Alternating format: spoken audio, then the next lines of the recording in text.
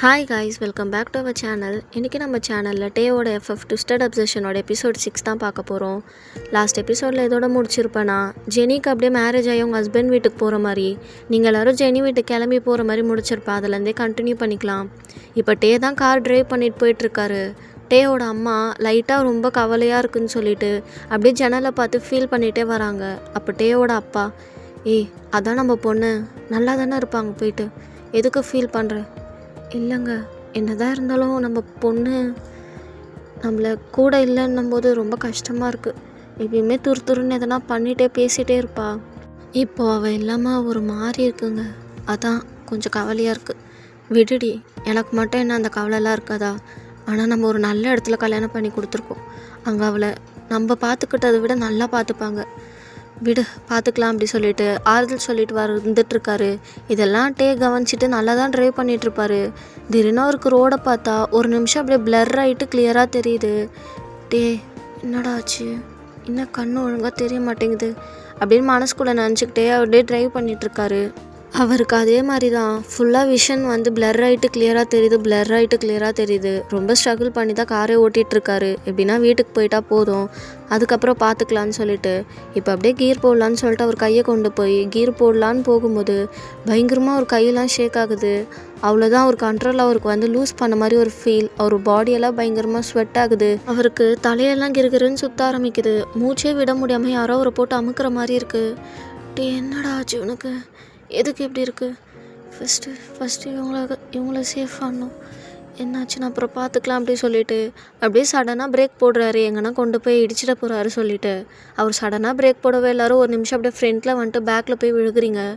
டேவோட அம்மாக்கெலாம் அப்படியே எதுவும் என்னடா ஆச்சு அப்படி சொல்லிட்டு அப்படியே ஷாக்கில், டே என்னடா ஆச்சு, எதுக்கு இப்போ இப்படி பிரேக் போட்ட அப்படி சொல்லிட்டு டே பார்த்து கேட்குறாங்க. ஆனால் டே கிட்ட ஒரு ரெஸ்பான்ஸும் இல்லை. அவர் கையில் பயங்கரமாக நடுங்குது. அவருக்கு ஃபுல்லாக ஸ்வெட் ஆகியிருக்கு. அவரால் சுத்தமாக ஒரு செல்ஃபே ஃபீல் பண்ண முடியாமல் அவர் ஹெட் அப்படியே அந்த சீட் அந்த உட்காந்துருப்போல அந்த சீட்டில் வச்சு அப்படியே பயங்கரமாக ப்ரெஸ் பண்ணிவிட்டு ஸ்ட்ரகிள் பண்ணிகிட்ருக்காரு. இதை நீங்கள் டேக்கு பக்கத்து சீட்டில் தான் இருந்து பார்த்துட்ருப்பீங்க. அவர் கூட தான் உட்காந்துருப்பீங்க. உங்களுக்கும் இங்கே டேக்கு என்ன ஆச்சுன்னு தெரியல, ஏன் அவர் இப்படி பிஹேவ் பண்ணுறாருன்னு புரியல. நீங்கள் டேவோட ஷோல்டரில் போய்ட்டு ஹேண்டை ப்ளேஸ் பண்ணிவிட்டு, டே என்ன டே ஆச்சு, என்ன இதெல்லாம் பண்ணதா, இதுக்கு நீங்கள் இப்படி பிஹேவ் பண்ணுறீங்க, ஃபஸ்ட்டு உங்களுக்கு ஏன் இவ்வளோ ஸ்வெட் ஆகுது இருங்கன்னு சொல்லிட்டு பக்கத்தில் வாட்டர் கேன் இருக்குது, அதுலேருந்து ஓப்பன் பண்ணி டேக்கு தண்ணி அப்படியே ஃபீட் பண்ணி விட்றீங்க. நீங்கள் அப்படியே தண்ணியை ஃபீட் பண்ணிகிட்டு இருக்கும் போதே அவர் குடிச்சிட்டே இருந்திருப்பார். திடீர்னு உங்கள் கையில் இருக்க வாட்டர் கேனை பிடிங்கிட்டு ரொம்ப அக்ரெசிவாக ரொம்ப தாகமாக இருக்கிற மாதிரி தண்ணி குடிக்கிறாரு. அவர் மேலெல்லாம் தண்ணி ஊற்றுது, அவர் ஷர்ட்லாம் வெட்டாகுது. நீங்களும் இவ்வளோ தாகமாகவா இருப்பார்? இதுக்கு முன்னாடி தண்ணி எடுத்து குடிச்சிருக்கலாம்ல அப்படி சொல்லிட்டு அவர் அப்படி பார்த்துட்ருக்கீங்க. எங்கள் டேவோட அம்மாக்கும் அப்பாவுக்குமே ஒன்றுமே புரியல. அவரே தான் பார்த்துட்ருக்காங்க. அவர் ஃபுல்லாக அந்த வாட்டர் கேனும் காலி பண்ணிவிட்டு அந்த கேனை அப்படியே கீழே போட்டுட்டு ஒரு நிமிஷம் அப்படியே மூச்சை இழுத்து விட்டு ப்ரீத் பண்ணிகிட்ருக்காரு. டே என்ன டே ஆச்சு, எதனா பிரச்சனையா? எதனா சொல்லுங்க டே, வேணும்னா கூட ஹாஸ்பிட்டல் போகலாம், நான் ட்ரைவ் பண்ணுறேன் வாங்க அப்படி சொல்லிட்டு கூப்பிட்றீங்க. டேவும் ஒரு நிமிஷம் இருன்னு சொல்லிட்டு கையாலே ஒரு மாதிரி சைகை காட்டுறாரு. அதை கேட்டோன்னே எல்லாருமே அமைதியாகிட்டே டேவை தான் பார்க்குறீங்க. ஒரு 5 மினிட்ஸ் அப்படியே போகுது. மூச்சை இழுத்து விட்டுட்ருக்காரு டே. இப்போ அவருக்கு ஒரு அளவுக்கு நார்மலாக ஃபீல் ஆகுது. அப்படியே ஒரு லாங் ப்ரீத் எடுத்துகிட்டு, ஒன்றும் இல்லை, யாரும் பதறாதீங்க, வீட்டுக்கு போகலாம், ஜஸ்ட்டு சும்மா மூச்சு விட முடியாத அளவுக்கு ஆயிடுச்சு அப்படி சொல்லிவிட்டு அவர் எதுவும் நடக்காத மாதிரி அப்படியே வண்டி எடுத்து ட்ரைவ் பண்ணுறாரு. அவருக்கு நல்லா தெரிஞ்சிடுச்சு, ட்ரக்ஸ் நம்ம எடுக்காததுனால தான் இப்படிலாம் ஆகுது. ஒரு 10 to 5 மினிட்ஸ் தான் என்னால் தாக்கு பிடிக்க முடியும். திரும்பி போய் ட்ரக்ஸ் எடுத்தால் தான் இது நார்மல் ஆகும், இல்லைனா இப்படியே தான் ஆகும்னு சொல்லிட்டு வண்டி அங்கே எடுத்தவர் தான் எங்கேயுமே நிப்பாட்டல. நடுவில் டேவோட அம்மா, தண்ணி தான் காலி ஆகிடுச்சில, வண்டியை நிறுத்துடா, தண்ணி கேன்லாம் வாங்கலான்னு சொல்லியிருப்பாங்க. அப்போ கூட டே வண்டியை நிறுத்தாமல் கரெக்டாக வண்டியை கொண்டு போய் வீட்டில் தான் விட்டுட்டு, சீக்கிரம் காரை விட்டு இறங்குங்க, நான் பார்க் பண்ணோம் அப்படி சொல்லிட்டு அப்படி சொல்கிறாரு மூச்சு வாங்கிக்கிட்டு. நீங்கள் எல்லாருமே என்ன தான் ஆச்சு இவருக்கு, திடீர்னு எதுக்கு இப்படி பிஹேவ் பண்ணுறாரு, ஒன்றுமே புரியலன்னு சொல்லிட்டு பார்த்துட்டே இருக்கும்போது உங்களை தான் காரை விட்டு இறங்க சொன்ன 3 பேருக்கு புரியலன்னு சொல்லிட்டு ஒரு ஷவுட்டு தான். 3 பேரும் மூச்சு பேச்சே இல்லாமல் அப்படியே காரை விட்டு இறங்கிடுறீங்க. டேவோட அப்பாலாம் பயங்கர கோவமா, இதுக்கு தான் இவனெல்லாம் நம்பவே கூடாது, திடீர்னு சைக்கோ மாரி பண்ணுறான் பாரு, என்ன தான் பிள்ளைய பெற்று வச்சிருக்காளோ அப்படி சொல்லிட்டு அவர் திட்டிட்டு அப்படியே உள்ளே போயிடுறாரு. இங்கே டேவோட அம்மா, இவனுக்கு வேறு திடீர்னு என்ன தான் ஆகுமோ, திடீர்னு நல்லா இருக்கான், திடீர்னு இப்படி பண்ணுறான், இந்த மனுஷங்கிட்ட ஒரு நாளாவது திட்டு வாங்காமல் என்னை வைக்கிறானா, ச்சே இதே வேலை. வயன், நீ போய் ரூமில் நல்லா ரெஸ்ட் எடுமா, எப்படியும் ஈவினிங் அவளை ஃபஸ்ட் நைட்டுக்கு ரெடி பண்ணோல, கூப்பிட்ருக்கா வேறு, நம்ம கொஞ்சம் கூட போய் இருந்தால் அவளுக்கு நல்லா கொஞ்சம் கம்ஃபர்டபுளாகவும் இருக்கும். அதான் ஈவினிங் போகலான் இருக்கேன். நீ போய் நல்லா ரெஸ்ட் எடுத்துகிட்டு ஈவினிங்காக கிளம்பு, நம்ம அவளை போய் பார்த்துட்டு வந்துடலாம் அப்படி சொல்லிட்டு உங்ககிட்ட சொல்கிறாங்க. நீங்களும் சரிங்க ஆன்ட்டின்னு சொல்லிட்டு அப்படியே உள்ளே போகிறீங்க நடந்து. நீங்கள் உங்கள் ரூமுக்கு போகிறதுக்கு ஸ்டெப் ஏறலான்னு சொல்லிட்டு அப்படியே ஏற ட்ரை பண்ணுறீங்க. நீங்கள் நல்லா ஒரு டைட் ஃபிட்டிங்காக அழகாக ஒரு ஒயிட் ஃப்ராக் தானே போட்டிருப்பீங்க. அது நல்லா ரொம்ப டைட்டாக இருக்கும் உங்கள் முட்டிக்கிட்ட. உங்களால் சுத்தமாக ஸ்டெப்ஸ் ஏற முடியல. ஐயையோ! இறங்கும் போது ஈஸியாக இறங்கிட்டேன். இப்போ சுத்தமாக ஏற முடியாது போலயே. சைடாக தான் ஏறணும் அப்படி சொல்லிட்டு அப்படியே சைடாக திரும்பி ஒரு காலை வச்சு அதுக்கப்புறம் இன்னொரு கால் எடுத்து வச்சுன்னு பொறுமையாக அப்படியே நடந்து போயிட்டுருக்கீங்க. வேக வேகமாக காரெல்லாம் பார்க் பண்ணிவிட்டு அவர் ரூமுக்கு போகிறதுக்காக அவரும் ஸ்டெப் ஏறலான்னு சொல்லிட்டு வந்துட்டுருக்காரு. பார்த்தா நீங்கள் பொறுமையாக அப்படியே ஏறிட்டே இருக்கீங்க. அவரும் ஐயோ இவ எப்போ ஏறி முடிக்கிறது, நான் எப்போ போகிறது, இவ்வளோ வழியோட சொல்லிட்டு நம்ம போக வேண்டியதான் அப்படி சொல்லிட்டு அவரும் அப்படியே ஸ்டெப்ஸ் ஏறி வராரு. நீங்களும் அப்படியே பொறுமையாக போயிட்டுருப்பீங்கல்ல. இப்போ அப்படியே கால் ஸ்லிப் ஆகி விழ போகிறீங்க. உங்களுக்கு பின்னாடி தானடா வந்திருப்பாரு. அப்படியே நீங்கள் விழ போகிறத பார்த்துட்டு பார்த்துடி அப்படி சொல்லிட்டு அப்படியே உங்கள் இப்போ பிடிக்கிறாரு. இப்போ அப்படியே மேலே விழுந்துட்டு அப்படியே திரும்பி பார்க்குறீங்க. அவரும் உங்களுக்கு என்ன ஆச்சுன்னு பார்க்குறாரு. இப்போ உங்களோட ஹெட்டு வந்து டேவோட ஷோல்டர் கிட்டே இருக்குது. அவர் அப்படியே திரும்பும் போது உங்கள் 2 பேர் நோஸ் அப்படியே இடிக்கிற மாதிரி இருக்குது. நீங்கள் அப்படியே டேவை ஷாக்கிங்கில் பார்த்துட்டு இருக்கும்போது அப்படியே உங்களை ரொமான்டிக்காக பார்க்குறாரு. அப்படியே பார்த்துட்டு அஸ்கி வாய்ஸில் இந்த ட்ரெஸ்ஸு கம்ஃபர்டபுளாக இல்லைனா எதுக்கடி போட்ட, இப்போ நான் யாருக்கோ பிடிச்சேன், இல்லைனா கீழே தானே விழுந்து வாரியிருப்பேன் அப்படி சொல்லும்போது உங்களுக்கு ஒரு மாதிரி ஆகிடுது. அப்படியே அவரோட அஸ்கி வாய்ஸை கேட்டு அந்த ஸ்டெப்ஸோட அந்த புடி இருக்கோல அதை பிடிச்சிக்கிட்டு அப்படி எழுந்து நின்றுட்டு அது நல்லா இருந்துச்சுன்னு போட்டேன். இப்படி விழுவேன்னு தெரிஞ்சிருந்தால் போட்டிருக்க மாட்டேன். இனி கம்ஃபர்டபுளாக இருந்தால் மட்டும் போடு, அழகாக இருக்குன்னு போட்டால் அப்புறம் கை காலை உடச்சிக்க வேண்டியதாக இருக்கும்னு சொல்லிட்டு உங்களை பார்த்து அப்படியே கிண்டல் பண்ணிவிட்டு நெக்கெல்லாம் சிரிச்சிட்டு போகிறாரு. நீங்களும் போகிற அவரே பார்க்குறீங்க. இப்போ நீங்கள் கீழ் ஸ்டெப்பில் இருக்கீங்க. அவர் ரூமுக்கு போகிறதுக்காக மேல் ஸ்டெப்பில் ஏறி போயிட்டுருக்காரு. அப்போ நீங்கள் அப்படின்னு சொல்லிட்டு கூப்பிட்றீங்க. அவரும் என்னடி அப்படி சொல்லிட்டு கேட்கும்போது, இல்லை நீங்கள் வேணும்னே தானே என் கையை பிடிச்சி கூப்பிட்டு போனீங்க, நான் மேத்யூ கிட்டே பேசுகிறது பிடிக்காம. என்ன அப்போல்லாம் இல்லையே, யார் சொன்னா உனக்கு? இல்லை, ஃபர்ஸ்ட் நைட் பையன் வீட்டில் தான் நடக்குது. அப்போது அவங்க அதெல்லாம் ரெடி பண்ணி வச்சுருப்பாங்க தானே, நம்மளை எப்படி ரெடி பண்ணுற அளவுக்கு விடுவாங்க? அப்போ நீங்கள் அதெல்லாம் தெரிஞ்சு என்னை வேணும்னே அவங்கக்கிட்ட பேசக்கூடாதுன்னு கூட்டிகிட்டு போயிருக்கீங்க, கரெக்டா? நான் தான் அப்போவே சொன்னல, ஃபஸ்ட்டு என்கிட்ட தான் ரெடி பண்ண சொன்னாங்க, அதுக்கப்புறம் அவங்களே பண்ணிக்கிறேன்னு சொல்லிட்டாங்க. அதுக்கு நான் என்ன பண்ண முடியும்? நான் ஒன்றும் உன்னை பொய் சொல்லி பொறாமப்பட்டுலாம் கூப்பிட்டு வரலப்பா. எனக்கு நிறைய வேலை இருக்குது, நான் கிளம்புறேன் அப்படி சொல்லிவிட்டு அப்படியே எஸ்ஐ ஓடிடுறாரு. நீங்களும் இவன் பொய் சொல்கிறானா உண்மை சொல்கிறானா? இவன் பொய்லாம் சொல்ல மாட்டான், அவன் எதுக்கு பொறாமப்பட வேண்டியதாக இருக்கும், நம்ம தான் ஏதோ லூஸு மாரி நினச்சிட்ருக்கோம் அப்படி சொல்லிவிட்டு அப்படியே நீங்கள் உங்கள் ரூமுக்கு போயிடுறீங்க. எங்கள் ரூமுக்கு வந்துட்டு அவர் டோரெல்லாம் லாக் பண்ணிவிட்டு பாடா தப்பிச்சேன்டா, கொஞ்ச நேரத்தில் எப்படி கரெக்டாக கண்டுபிடிச்சிட்டா. இவ்வளோ லேஸ்பட்ட ஆளுன்னு நினைக்காதரா, சரியான மூளைக்காரி தான். எப்படிலாம் போய் கரெக்டாக நம்ம அவங்க பேசிட்டு பிடிக்காம தான் கூப்பிட்டு வந்தேன்னு கண்டுபிடிச்சிட்டா பற்றியா, கொஞ்சம் உஷாராக தான் இருக்கணும் அப்படி சொல்லிட்டு அப்படியே ஒரு பெட்டு மேலே ரிலாக்ஸ் ஆகி உட்கார்றாரு. அவருக்கு ரொம்ப ஸ்வெட் ஆகும். அவர் கோட்டை கழட்டலான்னு சொல்லிட்டு கழட்டும் போது டேபிள் மேலே ட்ரக்ஸ் இருக்கிறத பார்க்குறாரு. அவர் நீ ட்ரக்ஸ் எடுக்கலாம் தானே கை காலெலாம் நடுங்கிட்டு ஓடி வந்த, அதுக்கப்புறம் எப்படி உனக்கு அந்த ஃபீல் போச்சு, இப்போ எப்படி நீ நார்மலாக இருக்க?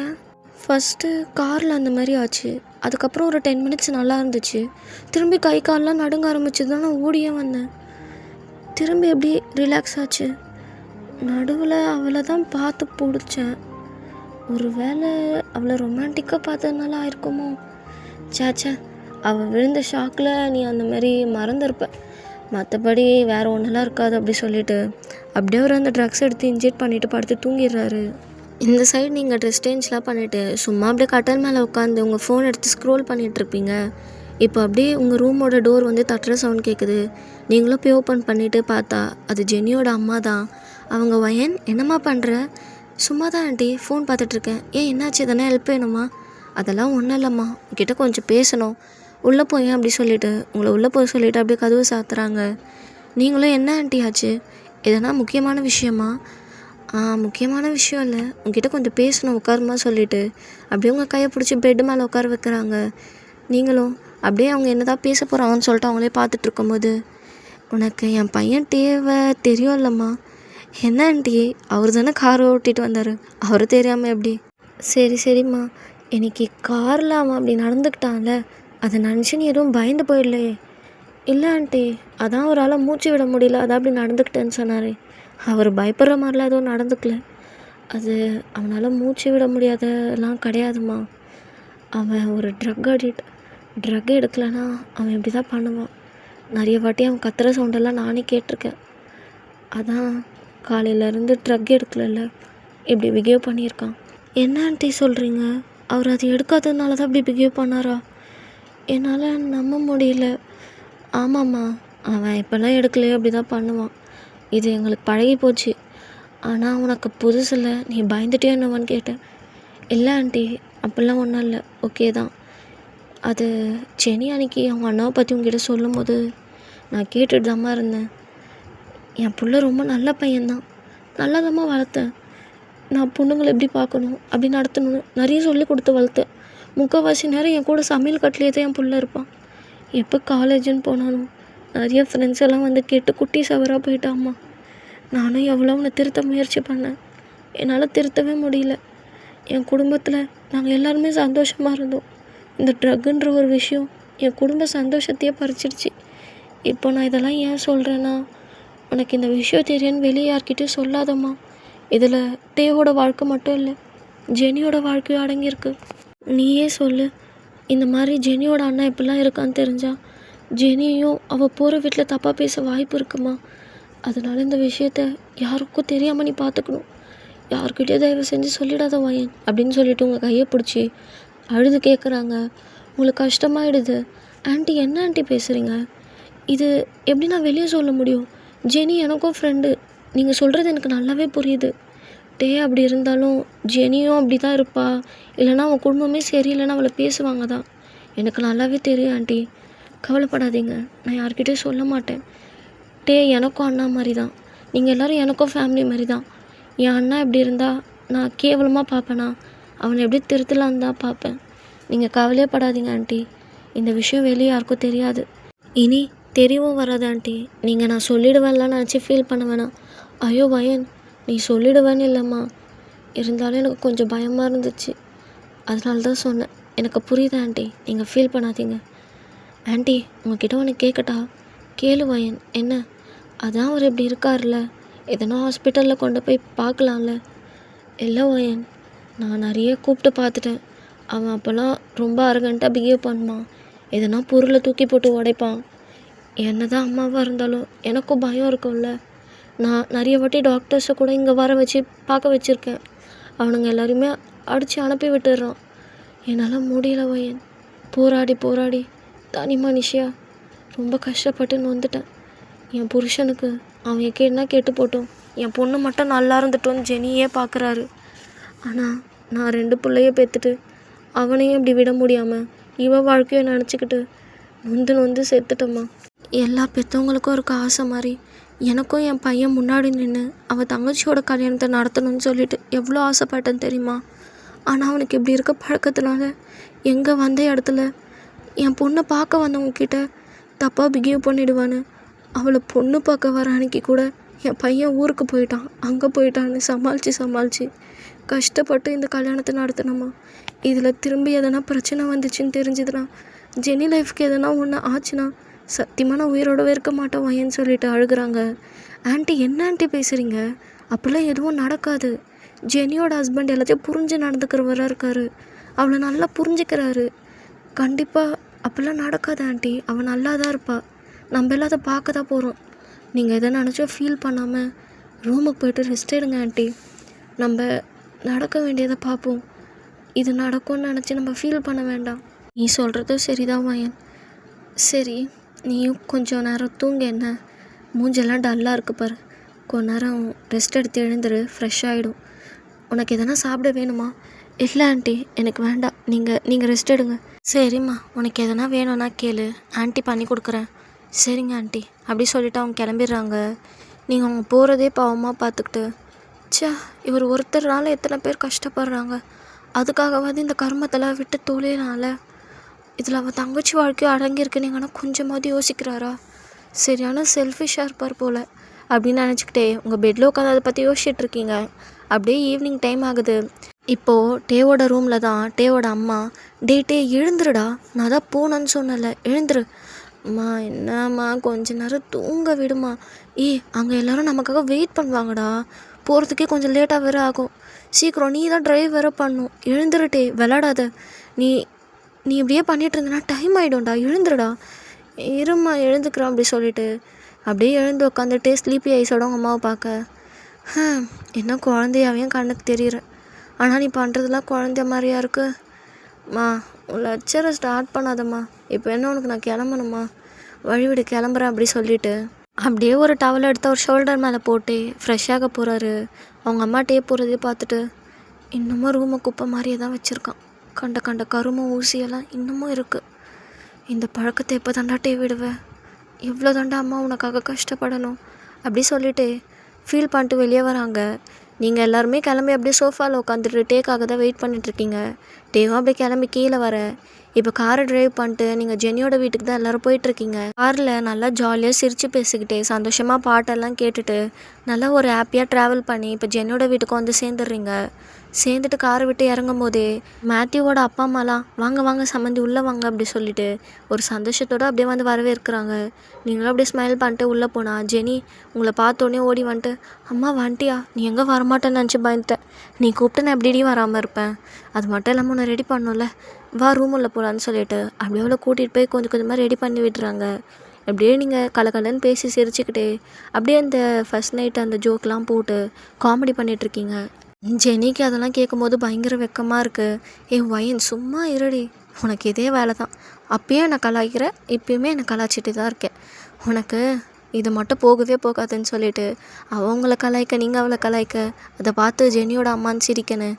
அப்படியே ஃபன்னாக போயிட்டுருக்கு. இந்த சைட் டேவை பார்த்தா அவர் அப்படியே உட்காந்து சோஃபாவில் வீட்டெல்லாம் பார்த்துட்ருக்காரு. பரவாயில்ல நல்லா தான் இருக்குது வீடுன்ற மாதிரி. டேவோட அம்மா வந்து அவ்வளோவா டேவை வந்து பார்த்துருக்கவே மாட்டாங்க. எப்போ சம்மந்தி வீட்டுக்காரங்க கேட்டாலுமே டே அங்கே போயிருக்கான் இங்கே போயிருக்கான்னு சொல்லிட்டு எதனா மழப்பி பேசிடுவாங்க. கல்யாணத்துக்காவது எப்படின்னா அவனை கூட்டு வரணும்னு சொல்லிட்டு தான் டேவோட அம்மா யாருக்கும் தெரியாமல் ஜெனிக்கு கல்யாணம் ஆகிறதுக்கு முன்னாடி நைட் போயிட்டு டே கிட்ட பேசி கன்வின்ஸ் பண்ணி கொஞ்சம் இந்த ட்ரக்கெல்லாம் அடிக்காமல் வாப்பா தங்கச்சி கல்யாணத்தில் நின்றுன்னு பேசி கூப்பிட்ருப்பாங்க. அதனால தான் அவன் மேரேஜ்க்கே வந்திருப்பான். ஸோ அவன் மாப்பிள்ளை வீடெல்லாம் பார்த்தது கிடையாது, அதனால சுற்றி முற்றி பார்த்துட்ருக்கான். அப்படி பார்த்துட்டே இருக்கும்போது மேத்யூ அங்கேருந்து வரான். டேக்கு மேத்யூவை பார்த்தோன்னே சரியான ஷாக்கு. இவன் என்ன இங்கே பண்ணுறான், இவன் வயன் கடை பேசிகிட்டு இருந்தவன் தானே, ஒரு வேளை மாப்பிள்ளைக்கு சொந்தக்காரனாக இருப்பானோ. சொந்தக்காரனாக தான் இருப்பான். சொந்தக்காரனாக கல்யாணத்துக்கு வந்தோமா போனோமான்னு இல்லாமல் கல்யாணத்துக்கு வந்த பொண்ணையும் கரெக்ட் பண்ண பார்க்குறானா. இருக்குடி உனக்கு ஈரா அப்படி சொல்லிட்டு மனசுக்குள்ளே யோசிச்சுட்டு இருக்கும்போது இங்கே மேத்யூவும் டேவை பார்க்குறான். மேத்யூ பெருசாக ஷாக்லாம் ஆகலை. பிகாஸ் நீங்கள் தான் அன்றைக்கி எக்ஸ்பிளைன் பண்ணியிருப்பீங்க இல்லை, டே கையை பிடிச்சி எடுத்துகிட்டு போகும்போது இல்லை அது ஜெனியோட அண்ணா தான் இந்த மாதிரி ரூம் ரெடி பண்ணுறதுக்காக எடுத்துகிட்டு போனாருன்னு. அதனால் டேக்கு வந்து தெரிஞ்சிடுச்சு இது நம்ம அண்ணியோட அண்ணான்ட்டு.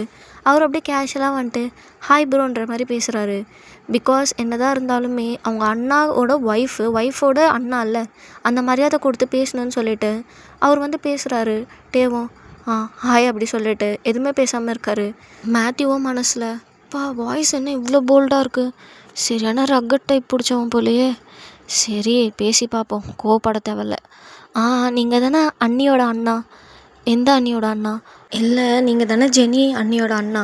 ஆமாம், நீங்கள் யார், என்ன தெரியாதா?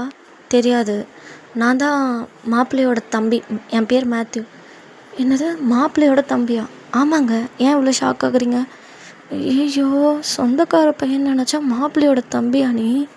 இது தெரியாமல் டே தப்பு கணக்கு போட்டியடான்னு சொல்லிட்டு டே யோசிச்சுட்டே இருக்கும்போது ஹலோ என்னங்க யோசிச்சுட்டே இருக்கீங்க? ஒன்றும் இல்லைங்க, நான் இதுக்கு முன்னாடி உங்களை பார்த்தது இல்லையா அதான் கேட்டேன்.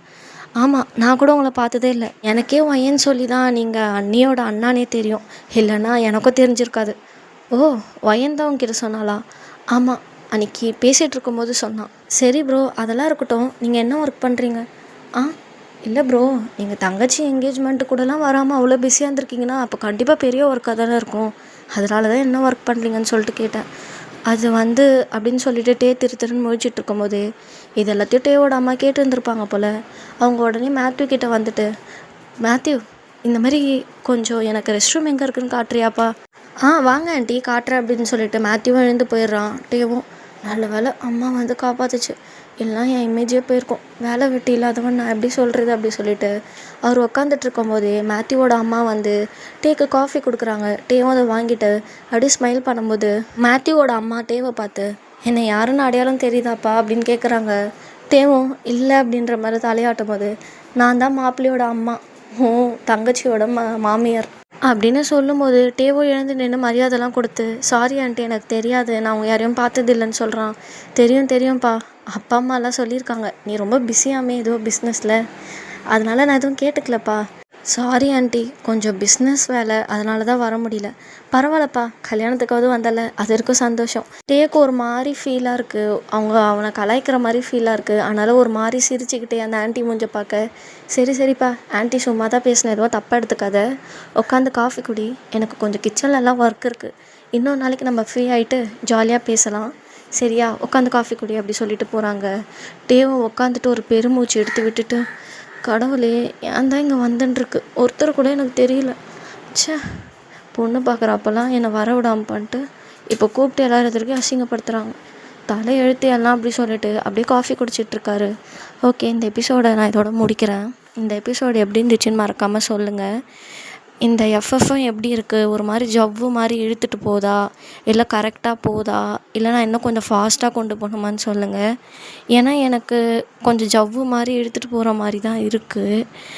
நான் வந்து டே டு டே நார்மல் லைஃப்பில் நடக்கிற மாதிரி சொல்கிறேன், ஆனால் அது உங்களுக்கு எப்படி இருக்கும்னு தெரியாது இல்லையா, அதனால் நீங்கள் இது எப்படி இருக்குதுன்னு சொல்லிட்டு மறக்காமல் கமெண்ட் செக்ஷனில் சொல்லுங்கள். ஓகேடா, மறக்காமல் இந்த வீடியோவை லைக் பண்ணி என் சேனலை சப்ஸ்கிரைப் பண்ணி சப்போர்ட் பண்ணுங்கள். ஹெல்த்தை பத்திரமா பார்த்துக்கோங்க. நெக்ஸ்ட் வீடியோவை சீக்கிரமாக அப்லோட் பண்ணிடுறேன். அது வரைக்கும் டாட்டா, பை பாய்.